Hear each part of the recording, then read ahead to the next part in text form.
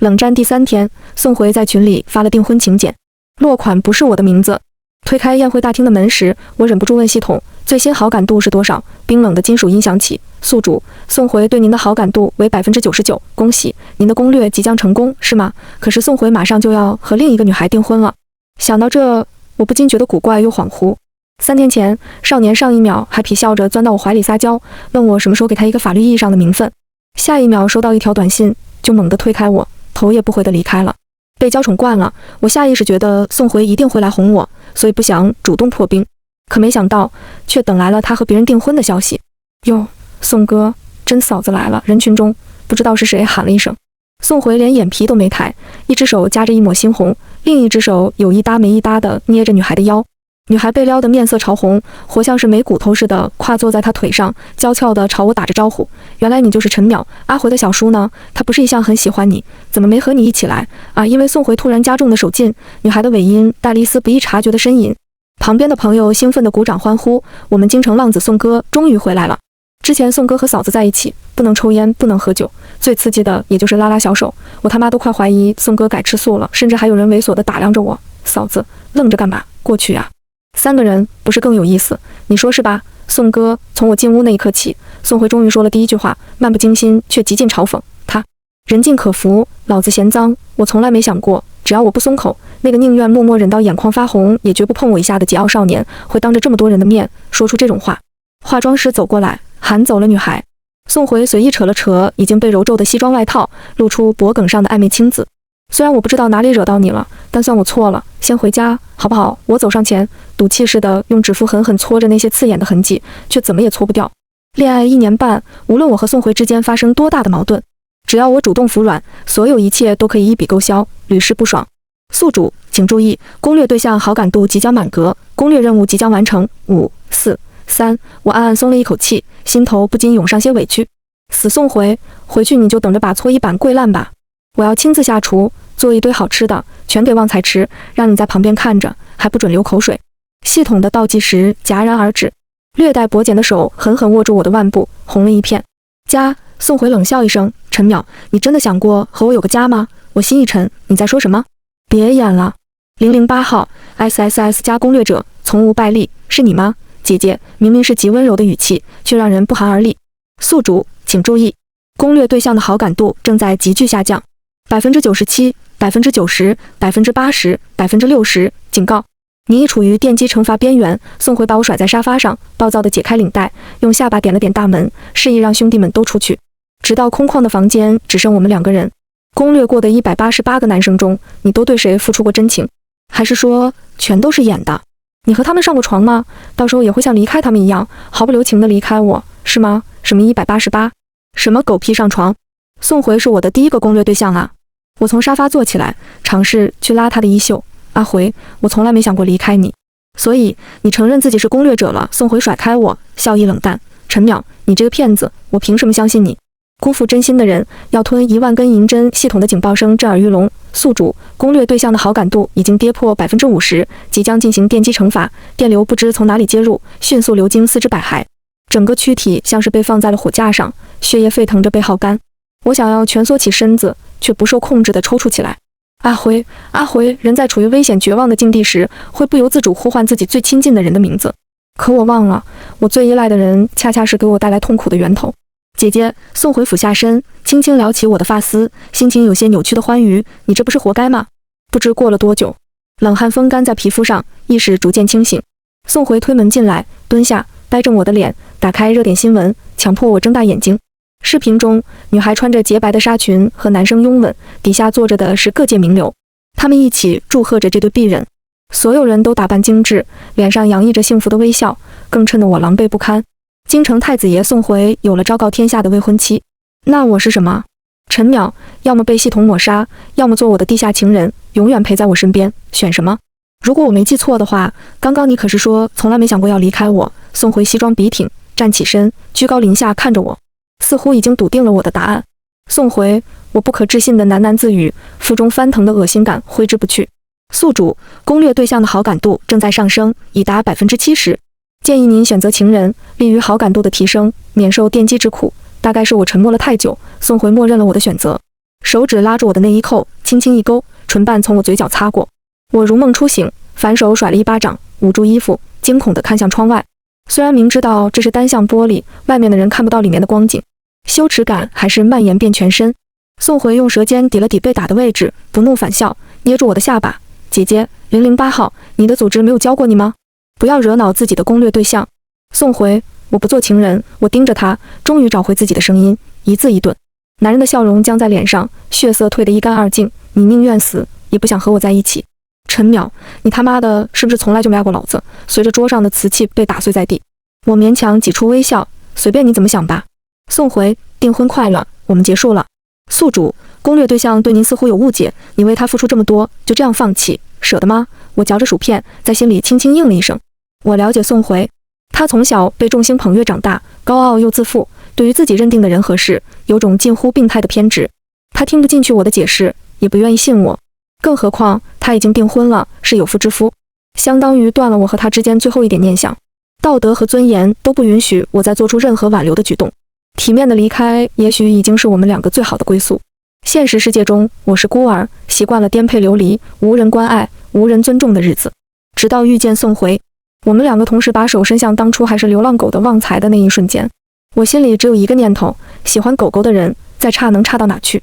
这就是本小姐的攻略对象了。天王老子来了也改不了。他捡回旺财的那天，同时也捡起了破碎的我。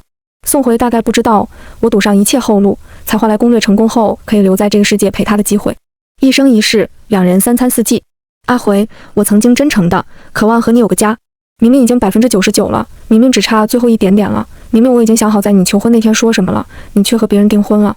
淼淼，宋回这件事，我替他向你道歉。红灯渐熄，宋寻偏过头看我，眸色潋滟，像是无声的蛊惑。大概是我的错觉，竟然觉得他的眼尾是红的，显得格外委屈。宋家出美人，如果说宋回是野性热烈似朝阳，那么宋寻就是温柔勾人的白月光。我主动错开目光，没事，小叔，都过去了。还要感谢你百忙中抽出时间送我。当时在房间拒绝宋回后，电击后遗症导致我腿软的走不动路，衣衫不整，头发凌乱，脸上泛着不正常的潮红。这副样子，不管让谁看见，都容易被误会。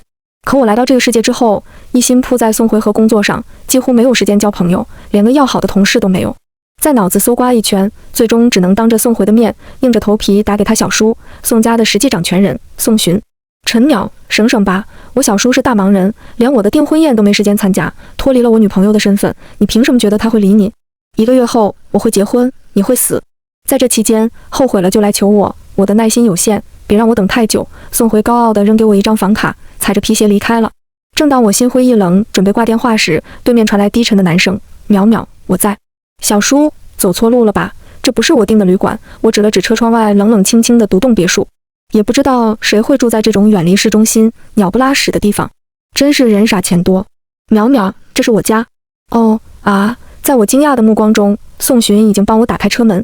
原本我觉得宋寻一个霸总会亲自开车接我，并且还主动给我买薯片，已经够匪夷所思的了。现在他居然直接把我带回了他家，情况已经完全超出了我的认知。之前我对宋寻的了解90%都来自宋回，这个大他9岁的单身小叔叔是宋回在家里唯一心悦诚服的人。在宋回口中，宋寻眼光极高，敏锐早慧，既有慈悲心肠，又兼具商战的铁血手腕，待人接物淡漠却有礼，是商圈不少名媛心中高不可攀的男神。没和宋回正式确定关系前，宋寻出差回来经常给我带一些小礼物、进口零食或是漂亮的饰品。和宋回正式确定关系后，我和他的关系反而越来越疏远了。每次的出差礼物也变成了一捧桔梗花。小叔，你带我来你家做什么？我还没有自恋到会觉得他想让我住在他这。淼淼，如果不嫌弃，你可以暂时住在这里。我什么？宋寻垂眸看向我，嫣红的唇轻轻抿着，竟有几分楚楚可怜。小旅馆安全系数低，你一个女孩子，我不放心，所以擅作主张把你带到家里，也算是替宋回赎罪。是我考虑不周，冒犯了，抱歉。主动关心我，还要和我说抱歉。我不禁暗暗发笑，心情也变得欢快了一些。小叔，谢谢你，我不白住，我工资很高的，可以付房租。一边说着，我一边骄傲地打开手机银行页面，凑到宋寻身边给他看余额。这么多钱都可以把我买走了。宋寻嘴角漾开浅浅的笑，莫名带了点宠溺的意味。这时候我才意识到自己居然在首富面前炫耀资产，班门弄斧。而且因为距离太近，我甚至能感受到他温热的呼吸，闻到淡淡的橙子沐浴露的味道。脸刷一下红了。霸总也爱开玩笑。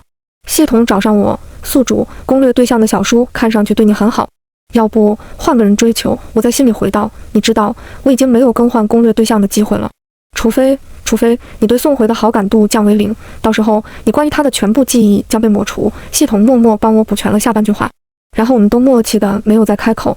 不顾一切的爱一个人很难，恨也一样。60%的好感度普遍存在于毫无交集的陌生人之间。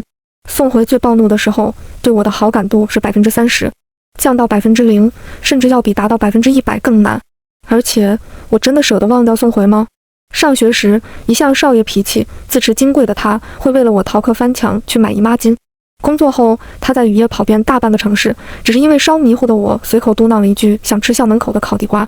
他烟酒上瘾，却能在我的督促下坚持1个月才浅尝一次。即使是气红了眼，已经举起拳头，青筋迸现，谁都拦不住的情况下，只要我出现，他就会乖乖放开那人的衣领，在众人惊讶的目光中冲我撒娇：“姐姐，我忍住了，快夸夸我。”那个时候的宋回估计怎么也想不到，我和他的关系会发展成现在这个样子。系统宿主，根据我的资料显示，你是第一个被宋寻带回家的异性，我感觉他对你怀有不一样的情感。我忍不住反驳：“你感觉错了，宋寻只是可怜我，不是喜欢。如果我打扰到他，他一定会毫不犹豫把我撵出去。事实证明，人不要总是想一些不好的事，说不定想着想着，它就真的发生了。”当我半夜上完厕所出来，发现自己撞上一堵人墙的那一瞬间，连今晚去哪个桥洞打地铺都想好了。滚烫的咖啡整杯泼在白衬衫上，晕开一片，隐隐勾勒出腹肌的形状。而这杯咖啡，按照人被撞击后的本能，本应该是泼在我身上的。为了保护我，宋寻的手臂硬生生在空中改变了轨迹。这下不仅要住桥洞，还得赔医药费和衣服清洗费。秒秒，宋寻轻轻唤我，声音低哑。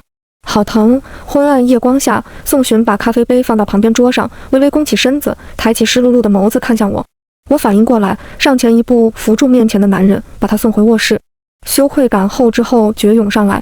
宋寻为了保护我，都被烫伤了，可怜兮兮的，我却还在这心疼钱。真该死啊！卧室桌子上，电脑屏幕亮着，上面是未处理的文件。也就是说，凌晨1点，宋寻还在加班。心中的怜惜感更甚。我跑到卫生间，把毛巾在冷水中浸湿，然后又匆匆忙忙跑回卧室。小叔，你用这个擦一擦。后面的话被我吞了回去。沾了污渍的衬衫躺在地上，男人净瘦的腰线以上，一览无余。见我进来，宋寻喝水的动作一致，轻轻咳起来。鸦羽般的睫毛轻颤，水珠从嫣红的唇角滚落，修长且骨节分明的手指不知所措地抓紧了床单。这幅场景让人有一瞬间忘了他是禁欲清冷、不可亵渎的长辈。我咽了咽口水，腿像是定在了原地。小叔，我看着门没关，就直接进来了。那个，您身材真好。啊，不是，我的意思是……宋寻接过我手里的湿毛巾，温柔地拦住我的语无伦次。淼淼，谢谢你的关心，我很开心。我怔愣片刻，一个霸总很缺别人关心吗？这么一件小事，为什么会感动成这个样子？他是不是忘了是我导致他烫伤的？小叔，衣服我帮你洗，你早点休息，晚安。我想捡起地下的衬衫，却被宋寻握住手腕。没事，淼淼，这件衣服我早就不想要了，多亏你给了我一个名正言顺抛弃他的理由。那好，我懵懵懂懂站起身，连滚带爬地离开了房间。那些杂志报刊总夸宋氏集团总裁不染凡尘，气质脱俗，像个神仙。可我觉得这人明明就是个妖孽。后面几天，我时常望着宋回扔给我的房卡发呆。1个月的期限马上就要到了，宋回和苏莹准备结婚的消息在各大平台炒得沸沸扬扬。一旦他们领证，我随即就会被系统抹杀。我不想死，但更不想放弃尊严，从此靠宋回施舍的爱意苟延残喘。这对于另一个即将和他步入婚姻殿堂的女孩来说也不公平。不知道是第几次失眠，我打开手机，发现宋回更新了动态，文案是苏莹发的，把我折腾得半死，结果自己睡那么甜，也不知道梦到谁了。配图是一张自拍，小夜灯闪着温馨的光，宋回沉沉睡着，女孩躺在旁边，笑得甜美，裸露出来的皮肤上满是暧昧的痕迹。只一眼我就认出了，这是我和宋回一起租的小公寓，这是我的房间，床单是我亲自挑选的，粉色卡通草莓印花，角落那盆君子兰是我从花市淘回来的，甚至就连苏莹身上的睡衣都是我曾经穿过的。就在不久前，我姨妈期偷偷吃了冰淇淋，疼得全身发软，就是躺在这张床上。宋回把手搓热，探进我的 T 恤下摆，轻轻揉着。姐姐，以后乖一点，好不好？你现在这样，我心疼死了。世界那么大，他们要交够，去哪里不好？为什么偏偏选在这？很快，苏莹拿宋回的微信给我发了一条消息：住你的房间，穿你的衣服，睡你的男人，感受如何？对，你猜他情动时喊我什么？他喊我姐姐。系统忽然开口：宿主，忘了告诉你，刚才有3个小时左右的时间，宋回对你的好感度异常飙升到了95%，我实在忍不住，跑到卫生间干呕起来。第二天，我准备去找宋回。宋寻匆匆挂了国际电话，从衣架上拿过外套披在我身上。外面下雨了，我送你，我颇有些受宠若惊。宋寻把手轻轻放在我头发上，揉了揉。淼淼，有时候我想，如果你先遇到的人是我，会不会一切都变得不一样？话说到这个份上，再装听不懂也说过去了。我仰起脸，刚想回复，忽然被宋寻抬手捂住眼睛，手腕处的檀木手串发出淡淡的清香。淼淼，走吧。几秒后，宋寻大跨步走在前面，语调平缓。可我分明看到了他睫毛上轻颤的水痕。去公寓的路上，我反复看着苏莹发的那张自拍，倒不是嫉妒，而是我发现这张照片有些诡异。卧室中所有的物品位置都没有变，唯独旺财的小窝和饭盆没有了。我知道可能是我大惊小怪，但是心中的忧虑一旦产生就挥之不去，我一定要亲眼看到旺财才能放心。越靠近公寓，心悸感便越强。下了车，我一路跑到门口，刚插进去钥匙，门就从里面打开了。宋回的眼中闪过一丝浓烈的惊喜，然后又归于恨意。苏莹的方法果然管用，你真的来了。陈淼，你还是在意我的，对不对？我朝宋回礼貌地笑了笑，打扰一下，我来看看旺财。来之前，我预想过无数次和宋回再次见面时的心情，等到真的见到了，内心却只有平静。旺财，妈妈来了，我喊了2声，没有任何回应。宋回，旺财呢？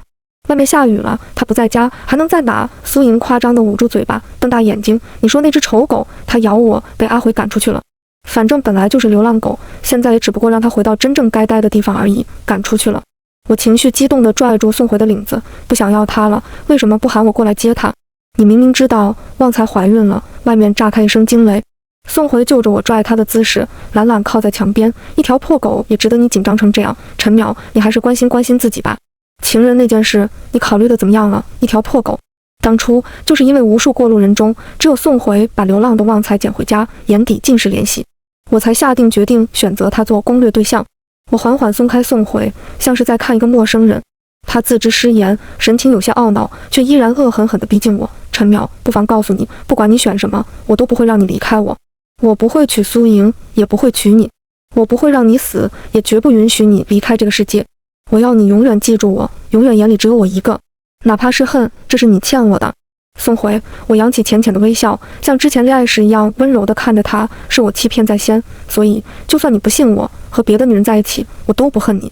可是如果旺财出了任何一点点事，我永远都无法原谅你，也无法原谅我自己。找到旺财的时候，他躺在脏乱的草丛里，肚子被咬出一个大口子，肠子掉落在外面，血肉模糊的一团。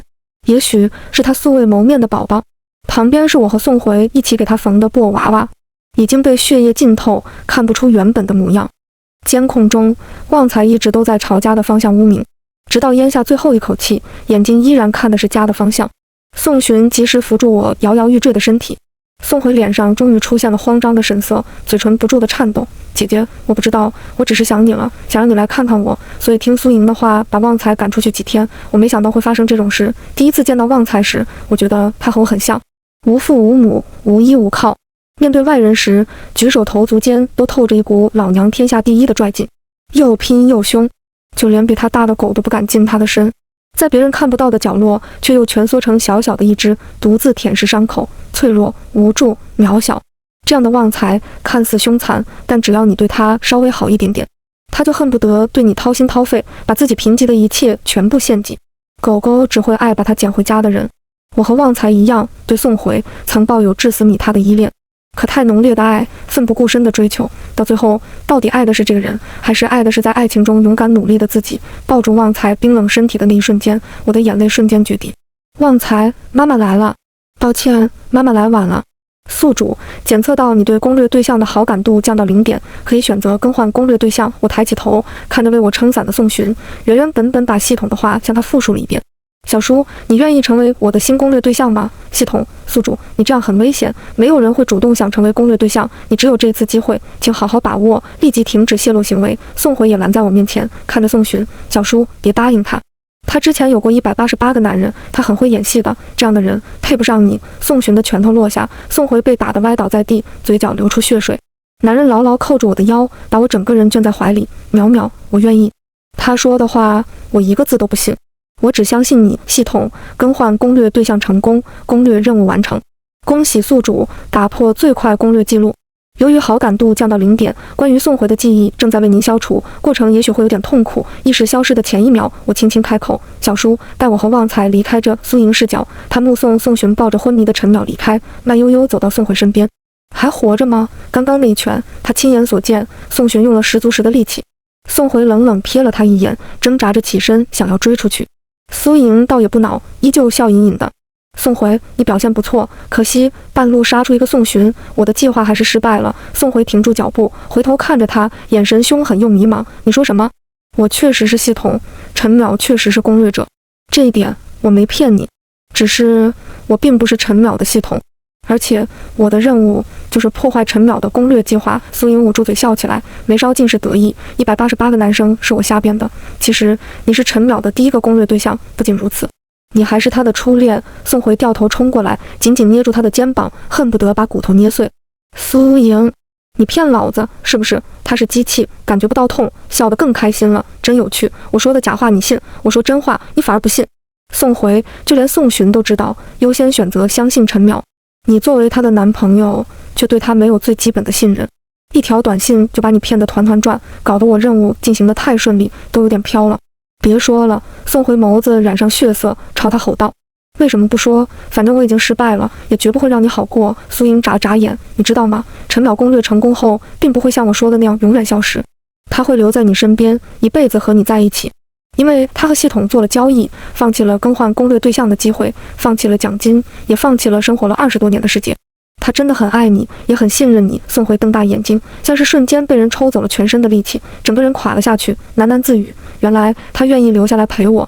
姐姐一直都是爱我的。看到宋回这个曾经的天之骄子，意气风发的京城太子爷失魂落魄的模样，苏莹满意的继续说道：可是你仔细想想，你都对他做了什么？宋回，你本来什么都不用做，就可以和陈淼心意互通，甜甜蜜蜜的过一辈子。可你偏偏选了最蠢的方式，打击他，折辱他，恐吓他，甚至还默许我给他发我们2个的床照。别说是陈淼，就连我都觉得你脏。我只是太害怕他会从我身边离开，我不想伤害姐姐的，我只是太爱姐姐了。这是我第一次谈恋爱，我不懂。宋回抱着头缓慢蹲在地上。苏莹，别给自己找借口了。宋回，你真是一败涂地。苏莹，都是你，我会杀了你的。宋回朝他扑过去，却扑个空。苏莹消失了，就好像之前从未存在过。宋回跑到苏家去问，所有人都告诉他，苏家只有大小姐苏苑一个人，压根没有2小姐苏莹这号人物。和他订婚的是苏苑，结婚传言也是和苏苑。至于陈淼，是宋氏总裁宋寻的新奸宠，他未来的婶婶。逼苏婉退婚那天，所有人都说宋家太子爷疯了，不仅自毁前程，还觊觎自己的准婶婶，居然在大庭广众之下说此生挚爱只有一人，新娘的位置也只给一个人留着，就是陈淼。后来被宋家老爷子派人押回家，痛打了一顿，整整3个月没下来床，差一点就被逐出家门。医院里，牛奶喝完了，宋寻看着桌上的空杯子问道。我点点头，下一秒就看见宋寻从桌下的柜子里拿出一杯满满的牛奶，已经凉了。我尴尬地咬了咬下唇，献宝似的拿出托小护士买的桔梗花，岔开话题：你最喜欢的，送你。宋寻被我气笑了，谁告诉你我最喜欢他？我撇了撇嘴，你之前出差回来老是送我吗？我以为你喜欢。以前喜欢过，现在换了。乖，别乱跑，我去热牛奶。宋寻离开后，我立刻上网搜了搜桔梗花，它的花语是无望却永恒的爱。小护士悄无声息走过来，苗姐又偷玩手机，小心我告诉宋总。我摆烂的把脸埋进枕头，告吧告吧，反正他也不会真的把我怎么样。小护士叹了口气，宋总真是把你惯得无法无天了。对了，苗姐，外面有人找你。谁呀？我开心的两眼放光。虽然宋璇让我听话，不要乱跑，但如果是有人找我，那我出去就是去会朋友，不算乱跑，也不算违逆他的话。小护士花痴的笑，一个男的，看起来也就是20出头，帅炸了，就是病怏怏的，没什么精气神。带我出去看看，一会宋珣该回来了。我和小护士刚迈出大门，男生立马迎过来。姐姐，不知道为什么，这人虽然很帅也很熟悉，但一靠近就让莫名不舒服。难道这就是传说中的磁场不合？我下意识后退了几步。帅哥，我看你有点眼熟，我们认识吗？男生的笑容慢慢僵在嘴角。姐姐，你说什么？我歪头思考了一会，恍然大悟，宋珣的侄子宋回，对不对？姐姐，你应该喊婶婶。宋珣走过来，站定，右手抚上我的腰，面色不善地看向宋回。来干什么？宋回的眼神落在我的腰间，声音莫名苦涩。姐姐，我只是想和你认真道歉，你打我骂我都好。说了，你应该喊婶婶。宋珣的嗓音彻底冷了下去。我也有些疑惑地看向宋回，我们两个之前见过吗？都没见过面，为什么要向我道歉？冷风渐起，我紧紧靠在宋珣怀里撒娇，我们回去吧，不然牛奶会又凉了。好，喝完我们去办出院手续。我开心的差点蹦起来，真的，我终于自由了。旺财，有没有想妈妈？打开别墅门，一团雪白窜出来，在我脚边转来转去。玩了不到半个小时，宋珣已经是第3次喊我的名字。淼淼，怎么了？我走到浴室，发现宋珣全身湿漉漉的，薄薄的里衣贴在身上，发梢还在滴水，瞬间勾起了我之前借住时不小心把咖啡撞洒在他身上的那段回忆。淼淼，淋浴怀了，我在浴缸里放好了水，你要是现在洗的话。我鬼使神差地走进宋珣，指腹隔着衣服蹭过他若隐若现的腹肌。男人闷哼一声，睫毛上的水珠落到眼睛里，诱人又色气。宋珣，你今天是不是吃醋了？连自己侄子的醋都吃，大总这么小心眼。我仰起头，指尖自小腹一路向上，移到他嫣红的唇。下一秒，位置互换，宋珣把我抱在洗手台上，与我平视。一向温和冷淡的眸中染上一抹玉色。淼淼，说你爱我，热气氤氲缭绕，更衬得宋珣唇红齿白，像从画中走下来的妖精，眼神赤诚而热烈。明明是我先撩的，却是我先受不住，脸红得发烫。宋珣，我以前是不是让你受过委屈啊？桔梗花，无望而永恒的爱。明明我才是攻略者，却是宋珣先向我表白。当时他的小心翼翼，恋爱之后的欣喜恐慌，都卑微的让人心疼。连续好几天，每天醒来第一件事就是和我确认情侣关系。他可是高高在上的宋氏集团总裁啊！